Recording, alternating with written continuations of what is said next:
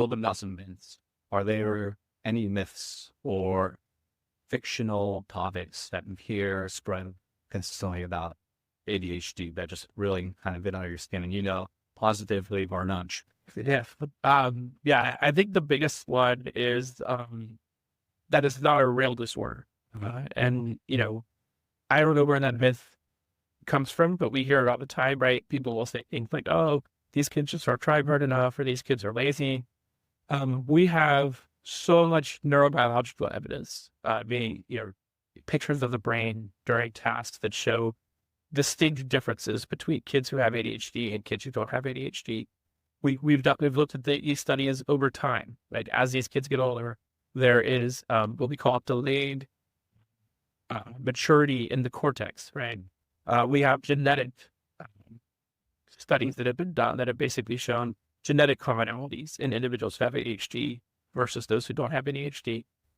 We have long-term outcome studies that look at what happens, to them as they go through school, as they get jobs, as they grow up, that show there's this distinct group of individuals who struggle in these areas. So we have all of that information, and yet there's still this myth out there that, like, oh, they're just not trying hard enough. This isn't a real thing. What I liken it to for parents, that I've worked with who kind of bring this argument up is when you are, say you need glasses to read, right? You would never say if there was a child who needed glasses to read, maybe you don't know yet if they need glasses to read, but the child is basically just avoiding reading anything, right? Why? Because they can't. The words are blurry on the paper, right? And so the child is going to look like, oh, I'm not trying hard enough, right? Because it's like, I never want to read. I never do my reading assignments. I never do any of this stuff. And all of a sudden you get the glasses and they put the glasses on and all of a sudden they're into reading and they like read. The glasses don't make them read, but they certainly make it much easier for a child to read, right?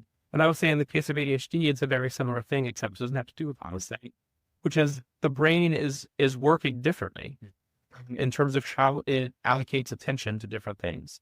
And if your brain is doing that, you may look like you don't want to try or you're not working hard enough. But if you get the right treatments, maybe it might be a little easier for your brain to actually focus on the things that you needed to focus on.